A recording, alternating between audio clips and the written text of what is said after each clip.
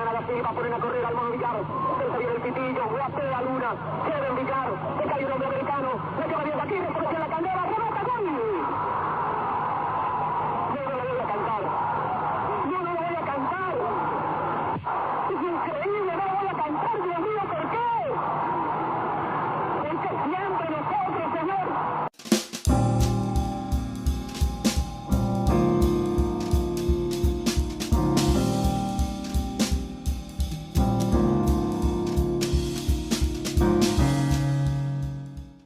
Olá pessoal, eu sou o Marcos Martins e este é o Papo Fiado Podcast.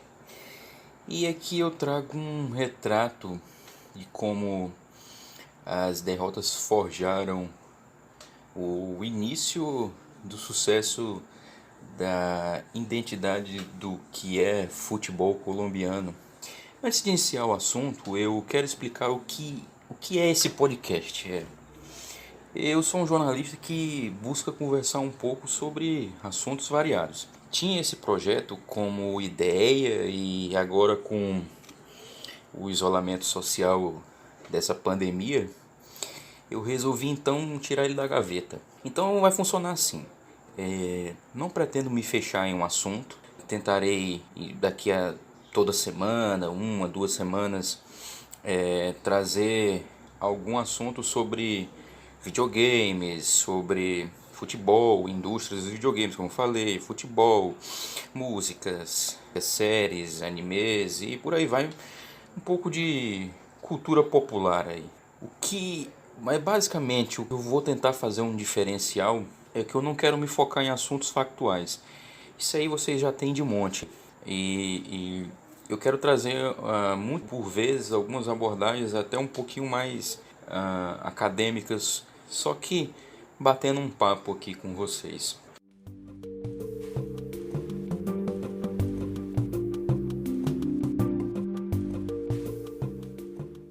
Vocês escutaram aí logo no início, eu abri o programa com uma narração do Amelodonho, e é super fundamental essa narração porque eu vou propor aqui. É um dos grandes narradores aí do futebol colombiano.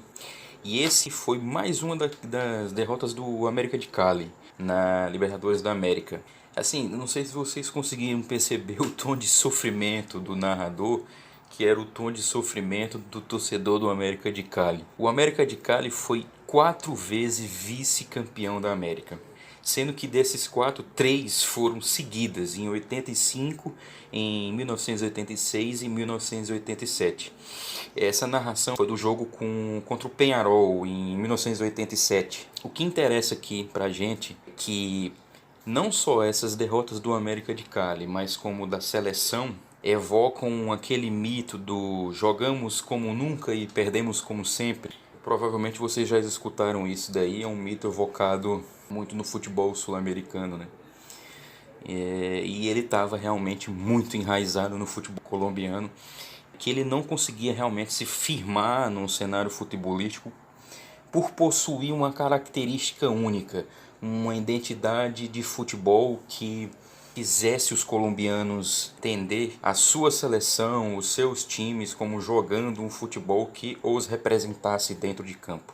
Aí também acho que assim, temos que primeiro lembrar que o Deportivo Cali em 78 foi o primeiro colombiano que chegou a uma final de Libertadores e foi goleado pelo Boca Juniors por 4-0. Então a trajetória dos times colombianos na Libertadores foram marcados por derrotas, muitas derrotas mesmo. E a seleção não era diferente.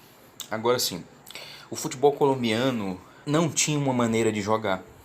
Não possuía até aquela época, os anos 80 por ali, referências como jogadores. A seleção não possuía aquele sucesso que atraía o torcedor pelas suas vitórias, né? Os anos 80 da Colômbia são extremamente complicados socialmente. Então a seleção colombiana e o futebol colombiano ele não conseguia uma construção de um discurso de nação, de identidade nacional através do futebol, por exemplo, como ocorreu aqui no Brasil em 1930, ou na Argentina com La Nuestra, né?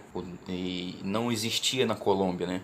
Dentro desse contexto de transformação do futebol colombiano, que é muito importante, eu acho que uma figura fundamental é o Maturana, o Pacho Maturana, El Filósofo, um momento histórico do futebol colombiano, da seleção colombiana, que óbvio chega aos clubes, dos clubes para a seleção, tudo está interligado ali. Mas esse processo do futebol colombiano é chamado de processo, el processo, né?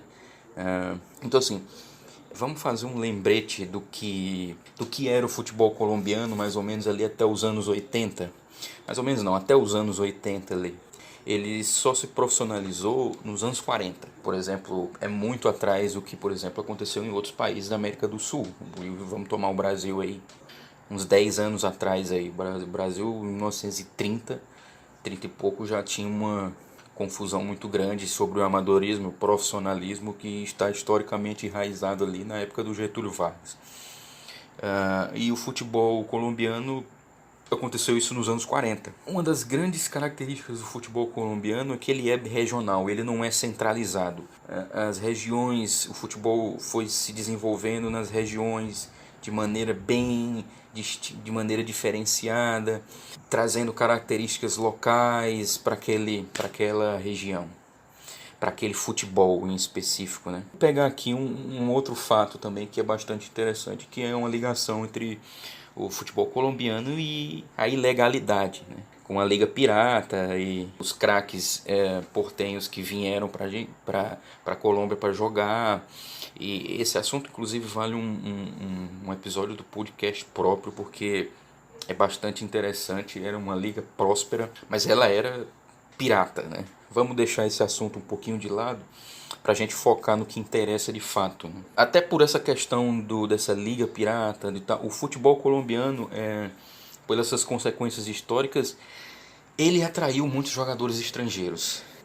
Muitos craques que assumiam as funções de ídolo, as posições, digamos, que aparecem mais, atacante, meia, elas eram posições que eram tomadas por grandes craques de jogadores de fora que vinham ao país jogar. E isso foi bom em determinado ponto, mas muito ruim em outro, porque retardou demais o aparecimento de grandes jogadores colombianos mesmo, feito em casa, referenciais de craques colombianos da casa, formados ali, que tinham nos seus clubes locais, caras que o torcedor se representasse nele, dentro de campo. E isso, obviamente, traz como uma consequência muito ruim para o selecionado local. A seleção colombiana demorou muito para conseguir resultados positivos. Um resultado positivo aqui, depois logo acabava, as aspirações de melhorias e tentativas acabaram depois. Era sempre uma gangorra, né? Parecia um resultado positivo, logo aquela euforia era derrubada com uma série de outros resultados não tão bons.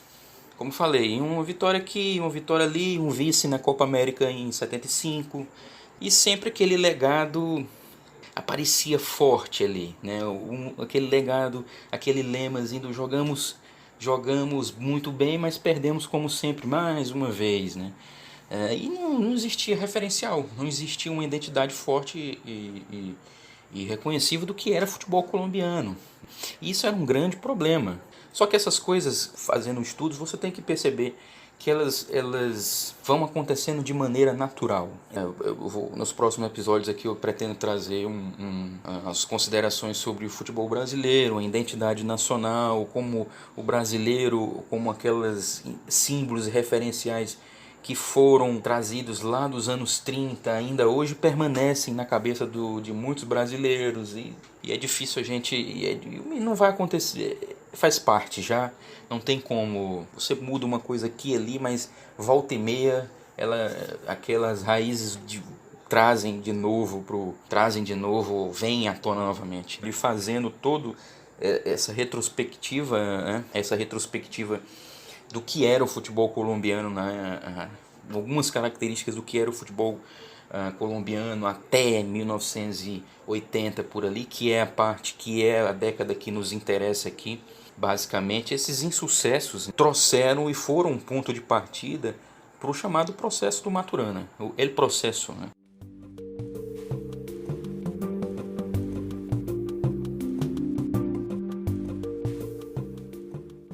Tudo começou com o Luiz Alfonso Marroquín, que ele era um técnico da seleção de base que disputou o Sul-Americano no Paraguai em 85. E ele conseguiu uma classificação histórica para o Mundial que seria disputado na União Soviética, na então União Soviética. Ali a gente tinha uma base do que viria a ser o futebol colombiano nas mãos do Maturana. E foi muito importante porque ali foi onde começou muita coisa. Ali tinha um futebol criativo, de divertido, de toque de bola, bastante técnico. Características que o Maturana iria exacerbar anos depois. Que ele iria trazer à tona de volta para o futebol colombiano anos depois. Então ali a gente já tinha uns nomes que seriam reconhecidos e conhecidos até hoje, como o goleiro Higuita, Hurtado, Treyes, Apudia. Só que vamos recontar que após essa pequena alegria de ir à União Soviética para disputar um mundial, o time não chega lá e não consegue ir muito bem. Aquilo que foi bastante interessante de um futebol jogado no Sul-Americano chegou na União Soviética e não aconteceu como se imaginava. Então é aquela velha história que eu falava para vocês. Um momento de euforia que era derrubado logo após por questões, os resultados ruins, um futebol não tão convincente, e era muito bem a vida do futebol colombiano. Depois daquela derrota, a seleção volta para estaca zero. Mas aquilo, Marroquim já havia dado um marco zero, era um marco zero do que viria a ser o futebol colombiano por aí. O Maturana é um cara de gigantesca inteligência, um cara extremamente culto e que estudava futebol e táticas modernas do que estava sendo jogado na época. É engraçado que o Maturana ele teve que ir contra o gosto dos pais para poder jogar bola, né? Os pais não queriam que o Maturana jogasse bola de jeito nenhum. Queria que o filho seguisse a carreira acadêmica e tal, e ele até se formou. Então ele começou como zagueiro, depois virou um técnico da seleção de base e, obviamente, se formou nas técnicas do futebol total da Holanda. E aí a gente retorna lá ao Rinus Michel e o Total Voetbal da holandês. Mas também tinha caras Zubeldia, Bilardo, Menotti, Ricardo de Leon, figuras importantes do futebol sul-americano que ele trouxe para a seleção colombiana, da forma de jogar, de pensar futebol também. Tinha muita base do futebol sul-americano. Em 87, após algumas passagens que ele teve fora do país, ele chega no Atlético Nacional, onde ele faz história, marca, e ali ele já trabalhava com caras importantíssimos que viriam ser referências como o que eu falei, o Higuita novamente, o Andrés Escobar.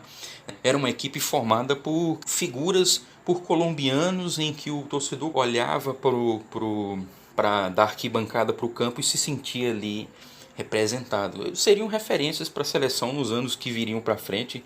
Enfim, o Maturana, depois disso, o Maturana ele chega à seleção de base da Colômbia. E até por conta do bom trabalho que ele fez no pré-olímpico, ele num golpe de muita ousadia da Federação Colombiana, ele chega à seleção principal. Era meio que uma tentativa da federação de emular o futebol holandês, porque eles queriam trazer o Atlético Nacional, já trabalhado pelo Maturana e que dava gosto de ver jogar, como base da seleção. Então, o ano de 1987, a Copa América disputada na Argentina, é quando se tem à vista todo o apogeu do processo. Ali é onde o time do Maturana e o futebol colombiano possuem e sai dali com uma identidade de futebol, com jogadores, os jogadores referenciais que o povo colombiano os via, os se sentia representado. Então aqui eu trago dois autores que estudam esse fenômeno da identidade nacional e futebol colombiano, que são o Andrés Dávila e a Catalina Londoño. E eles têm um artigo bastante interessante em que eles tratam sobre essa questão, que se chama La Nación Bajo Uniforme, Futebol e Identidade Nacional na Colômbia de 1985 ao ano 2000. Eles veem esse evento já como um fundamental para mostrar o futebol colombiano ao mundo, o que o Maturana estava pensando ali. Então a gente tinha nomes já como o Higuita, o Valderrama, o Leonel Álvares, o Chicho Pérez, que era uma equipe jovem, que não tinha uma experiência internacional, mas era técnica e que queria deixar um passado extremamente defensivo e sem uma identidade com relação ao povo colombiano totalmente para trás. Era uma quebra com um passado que não era visto como referência, porque havia deixado muito pouco. Os dois autores eles destacam algumas coisas que foram muito interessantes nessa Copa América, que a Colômbia não ganhou. Ela foi eliminada, ela não ganhou essa competição, mas ela foi aquela história do campeão moral que o pessoal tem muito aqui em 82, com a Copa do Mundo de 82, não venceu, mas jogou bonito. Eles falam das cabeleiras, um estilo inconfundível dos jogadores. E aí você bate na cabeleira e lembra do Valderrama ou do Higuita e suas maluquices que um goleiro não fazia e ele saía jogando, a defesa escorpião, esse tipo de coisa, era inconfundível. Mas também tinha essa coisa própria do colombiano, mas era tudo isso fundamentado em um esquema tático moderno, que interessava bastante a bola, o toque de bola, trocar a bola. Muitas vezes acabava meio que se perdendo ali. É um ponto negativo, que se perdia demais tentando se divertir, tocando a bola, e às vezes se esquecia de ganhar o jogo, mas isso acontecia. Então encantou o público em 87, e mesmo sem levar títulos. Isso é uma questão bem... Mas eles foram referência e se transformaram em referência. O futebol colombiano precisava disso. Não ganhava muito, mas conseguiu adquirir a identidade. Os dois autores, eles destacam essa questão com, abre aspas aí, um ponto que eles vão comentar bastante aqui. O processo, que é o que eu falei, o El Processo, que como se chamou o trabalho, esse período do Maturana de transformação, eles falam, o processo não só daria um lugar reconhecido e competitivo ao futebol da seleção colombiana e dos futebolistas colombianos no mundo, mas permitia com maior amplitude, extensão, profundidade e contradições gerar discursos de nação e referentes de identidade nacional, instâncias de reconhecimento coletivo, experiências de comunidade imaginável que antes no futebol colombiano, na seleção colombiana e nos seus jogadores. Isso foi fundamental. Talvez, além do futebol espetacularmente bem jogado, eles deixaram um referencial do que o futebol colombiano deveria seguir. O importante e o mais interessante é que isso tudo ocorreu novamente aquela história que a gente traz, com as dificuldades gigantescas socialmente que o país Colômbia vivia por conta do narcotráfico, toda essa questão extremamente bem extensa, bem complicada, socialmente muito difícil para o povo colombiano, que obviamente a gente não pode esquecer nunca, penetrou no futebol local. Isso é um ponto negativo, mas aquilo, o momento em que o Maturana, suas ideias, que se uniu a jogadores que se transformaram em referências não só do futebol colombiano, mas do futebol sul-americano, como o Valderrama, como o Higuita, e foram aquilo tudo se unificou um momento difícil do país. O futebol conseguiu conversar com o povo naquele momento. Em 89 com Maturana, com o Atlético Nacional vence o seu primeiro título continental. Depois viria o Once Caldas em 2004 e Atlético Nacional novamente. No meio desse tempo aí, o Deportivo Cali chega a uma final, perde por Palmeiras também. Foi um período especial porque conseguiu conversar com o povo. Jogadores que vieram da realidade do futebol colombiano ascenderam como referenciais. Um técnico extremamente culto e inteligente que entendia as mudanças do futebol naquele momento e soube trazer isso para o futebol local de uma maneira majestosa, né? Em uma entrevista anos atrás, o Maturana foi perguntado inclusive sobre essa questão da identidade nacional e o futebol colombiano, de que ele foi responsável e uma das cabeças por criar esse fenômeno. E abre aspas aí novamente, ele falou, né? Ele falou exatamente assim, né? Antes, nunca tínhamos encontrado nossa maneira, nunca tínhamos sido protagonistas, mas nesse momento, ao invés de nos preocuparmos com os nossos rivais, começamos apenas a nos concentrar em curtir o momento, na maneira como os nossos jogadores poderiam trabalhar melhor a bola. Nos aplicamos um estilo para expressar o que a Colômbia como país, pessoas conhecidas por serem felizes, pessoas que são sonhadoras, pessoas que facilmente são inspiradas, mas com uma ideia que também implementamos alguma ordem. É o que eu quis falar minutos antes sobre essa questão. A ordem era, novamente abre aspas aí, a ordem era muito importante e as ideias nasceram a partir da minha experiência como jogador. Mas também a partir daquilo que ali ainda se vinha jogando, né? Ele fala muito bem que ele não tinha essa pretensão, mas é inegável que o Maturana é um dos grandes técnicos do futebol sul-americano, futebol colombiano, nem preciso dizer. Eu acho que ele alcançou um nível fundamental e ultrapassou as fronteiras do país, né? Ele, como eu falei, ele não tinha, ele falou que não tinha essa pretensão, mas tudo foi acontecendo. Então aquela coisa meio que parece muito combinada para ser mero acaso, sabe? Um futebol que não tinha conseguido grandes referências, um estilo de jogar próprio conhecido mundialmente, uma conversa entre povo colombiano, nação, com uma seleção nacional.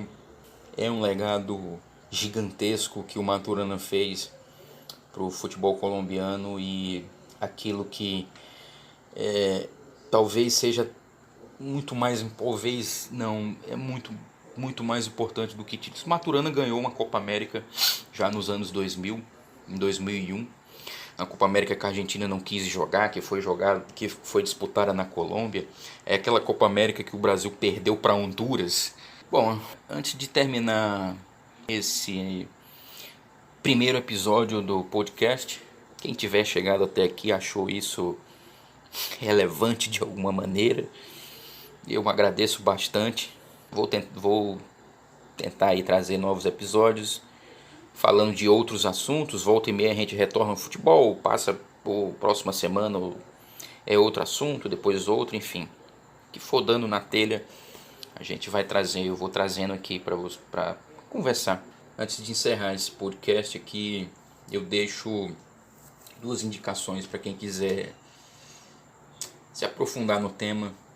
E uma delas eu acho que talvez nem seja tanto isso, mas é interessante também, é legal também de acompanhar. Mas uma em particular, que é o documentário Os Dois Escobares, The Two Escobars, né, em inglês, meu inglês péssimo.